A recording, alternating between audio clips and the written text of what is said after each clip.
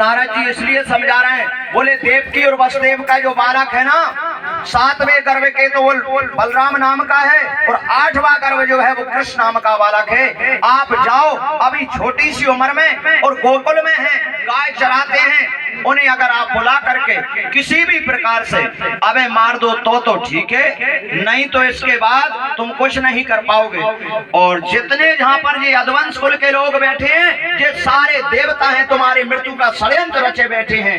इतने एक नारद जी महाराज ने भाई कंस को समझाए, तो महाराज कंस ने अपने पिताजी को धक्का देकर कारागृह में डाल दिया ही है, सोम राजा बने हैं। देवकी वसुदेव को पुनः ताड़ना देकर कंस ने कारागृह में डाले हैं और कंस ने फिर एक धनुष यज्ञ का आयोजन रच दिया है। किस कारण से?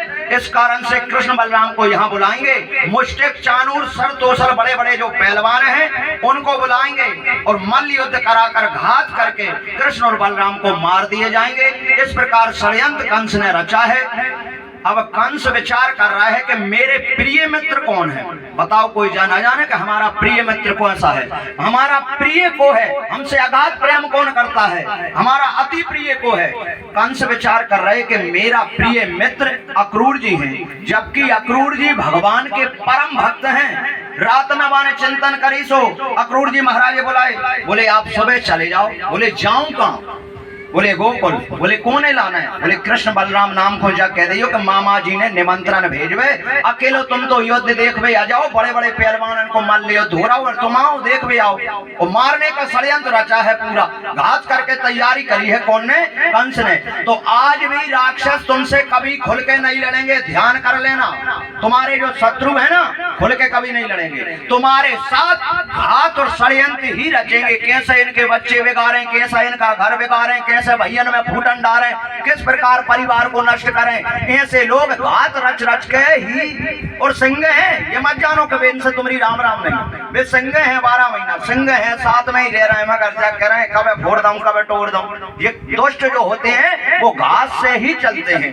तो अक्रूर जी ने सुना, बोले कहाँ जाना है? बोले कृष्ण बलराम को लेने के लिए। धन्य हो गए अक्रूर जी। क्या कह रहे हैं कि जन्म जन्म कंस के जन्म जन्म में मुनि जतन कराई, जन्म जन्म मुनि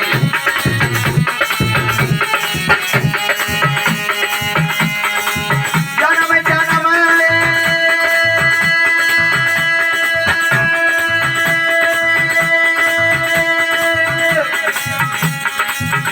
मुनि जतन कराई और अंत राम गए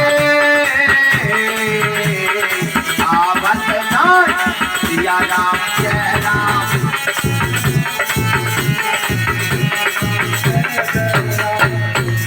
जन्म जन्म मुनि जतन कराई और अंत राम का आवत नहीं। जन्म बीत जाते मगर भगवान का आना बिल्कुल मुश्किल है। बार बार दंडवत करे भैया, क्योंकि वे जानो कि तुम्हें भगवान से संत ही मिलवा दें। हो सकता है क्योंकि वे दुष्ट भी ऐसे सतगुरु से जुड़वा दें, सपा दुष्ट हैं वे, और तुम्हें परमात्मा से जुड़वा दें। तो इसलिए भगवान सुखदेव जी कहते हैं कि राजन परीक्षित, रात में रथ को सजाया और अक्रूर जी रथ को सजा करके कहाँ के लिए चल रहे हैं? सजा धजा करके अक्रूर जी महाराज जो हैं जैसे ही जा रहे हैं, कहाँ के लिए? गोकुल के लिए। रथ लेकर गए और जाकर सबने स्वागत किया, आदर सत्कार किया। अक्रूर जी चिंतन करते जा रहे हैं। चिंता अलग होते, चिंतन अलग होते। जीवन में कभी चिंता मत करना, काय की किसी भी प्रकार की चिंता, यानी और चिंता तुमने करी और तुम्हारा शरीर चिता बना। चिंता नहीं करना, चिंतन करना। चिंतन क्या होती है कि गोविंद मेरो है, गोपाल मेरो है, जो तो है चिंतन। और चिंता जो होते है फिर कर देते है, राम कहाँ से ब्याह करें, हे भगवान अब कहाँ से कर्जा देवे, हे भगवान अब जो फसल कर नहीं रही, हे भगवान रात दिन सोचत रहे हो, सो तुम्हारे सोटन को समय हो रहा है, फिर हो गए, पागल हो जाओ। चिंता मत करो, चिंतन करो। जो भगवान कर रहे हैं वो ही होगा, जो परमात्मा को करना है। चिंता क्यों कर रहे हो किसी बात की? सब भगवान पर छोड़ दो, परमात्मा पर छोड़ दो, और छोड़ के तो देखो तुम फिर देखना और पराधीन सपने सुख नाई। नीचे वाले को देख के मत चलो, भगवान के ऊपर छोड़ो। तो अक्रूर जी चिंतन करते हुए जैसे पहुंचे गोकुल में, सबने स्वागत किया, आदर सत्कार किया। कृष्ण भगवान ने अपने चाचा श्री से कहा, चाचा लगते हैं, कि चाचा जी ये बताओ हमारी मथुरापुरी में सब लोग हंसी खुशी से रह रहे हैं, कोई दुख तो नहीं है? कौन पूछ रहे हैं? तीन लोग के नाथ। अबे तो समझ गए, आंखों में आंसू आके बोले हैं, कौन? अक्रूर जी के, हमारी दशा ऐसी है। कई कैसी? सुना हो पवन सोते रैन हमारी, और जिम्मेदार तन में जीव बेचारी। 32 के भीतर जो जीव रह रही है ना, अच्छा ऐसा कोई नहीं है पांडाल में जितने बैठे हैं सब ने अपनी जीभ खा के देख ली, नहीं देखी? अरे हाँ, कछु में खप गई हो, सबे पता है कि दांत तरह जीव आज के हो चक पड़ता है। अब गलती कोई की नहीं, गलती तू जान, तो जीव कट जाते हैं। सुनाओ पवन सुत रहन हमारी, और जीव दांतन में जीव बेचारी। एक बेर दांत और जीव में लड़ाई भई थी, झगड़ा होगा दो इन। कौन में? दांत में और जीभ में। भीतर ही लड़ रहे हैं। सुबह दांत का बोल रहे हैं, 32 ही। ए जब्या कटर कटर मत कर, कहिए तबे आ गई भाई, कोट कर दे।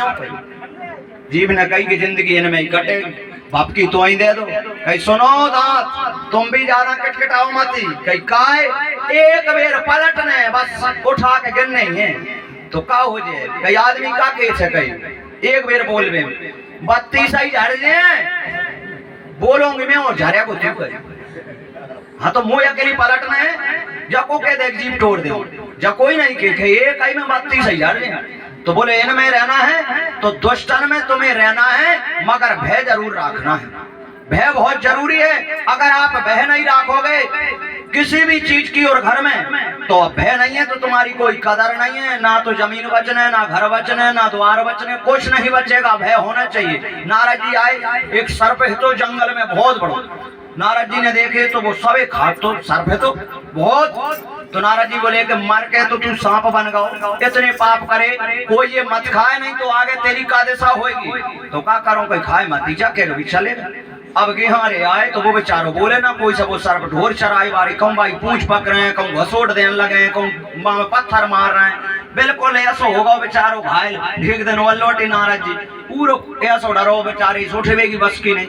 नारद जी ने कही, कार्य कही तेरी दशा कौन की है? तुम्हारी कृपा है। कही दशा और कहे, मेरी कृपा कैसी? कहीं तो मैं इसको बोलिए मती कही जैसे सब लोग। अरे दादा मैं क्या गाओ तो के खाइए मती, मगर फन फुसका करत रहिए, ठीक है? अब कल आएगी आ रहे और बेकार भी लोग खा आवे, जब वो फंस कर खा रहा हो। तो कहने का अर्थ ये है, कथा में से आप सुन रहे हो, परम स्वतंत्र अपने बेटा पत्नी बच्चे घर परिवार किसी को मत करना। कछु जाके थे हम नहीं डराए कोई, ये सोच समझ लो जो घर के डरना चाहिए। कोई ये नहीं डराओ तो परमात्मा के लिए जरूर डराओ। कोई ये तो डराओ, भगवान तो डराओ। डरना बहुत जरूरी है। हम तो डरा था भाई, हमें तो लगता था।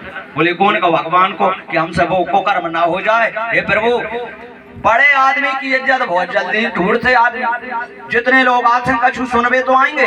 और पहले नंबर, अब हमें भी सब अच्छे गुण मिले, मगर बेचा देख रहे हैं कि इनमें अवगुण का है। जितने जल्दी मिले भाई हम फैलाएं, तो अवगुण के लिए लोग ज्यादा आएंगे, तो वो ढूंढने के लिए आए हैं। अब जिसके पास जो होगा जहां सब वो ही ले जाएगा।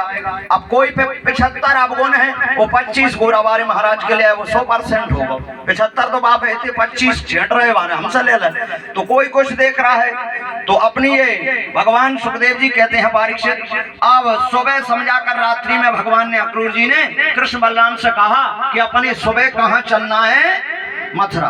बोले मथुरापुरी के लिए आपको हमको चलना है? बोले हाँ। तो इस प्रकार गोपियों को पता लग गया, जो गोपी सखियां है ना, जिनने भगवान ने उनसे वादा किया था कि मैं तुम्हें छोड़कर कभी नहीं जाऊंगा।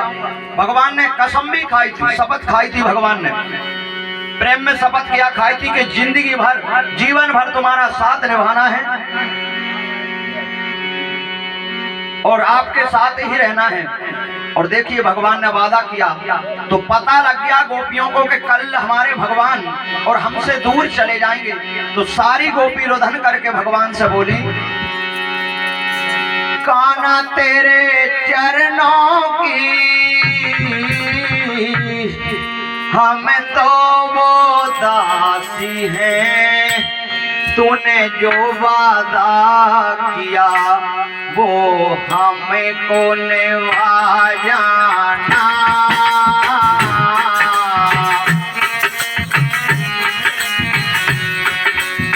देखो भगवान से क्या बोल रही है सखी, महाराज रचाए से क्या बोली हैं सखियां, अरे लाज भी छोड़ दई और शर्म भी छोड़ दई, मर्यादा भी छोड़ दई और सब कुछ छोड़ दिया तेरे कारण ही काना, अपने पति भी त्याग दई।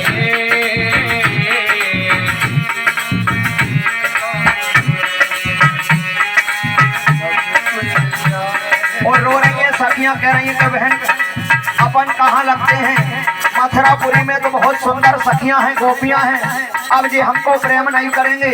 सारी सखी का जब रुदन आया तो भगवान के चरणों तक आंसू आ गए, भगवान प्रकट हुए, बहुत समझाया, परंतु भोलेनाथ से भी वो नहीं समझ सकती है।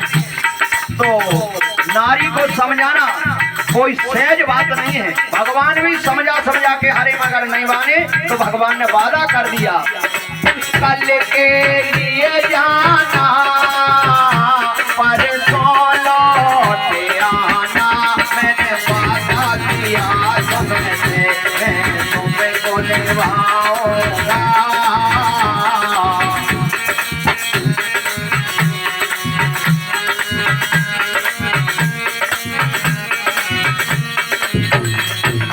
बोलिए बाल कृष्ण लाल की जय। भगवान प्रकट हो गए, सारी सखियन ने जब इतने आंसू बहाए, क्योंकि प्रेम के आंसू जब निकलते हैं तो हर हमेशा ठंडे भगवान के चरणों में आए। भगवान रात नहीं गए, गोपियों को समझाए मगर सद्भावना दई नहीं मानी, रुदन करने लगे, क्यों के पेदाऊ नार हृदय गति जानी।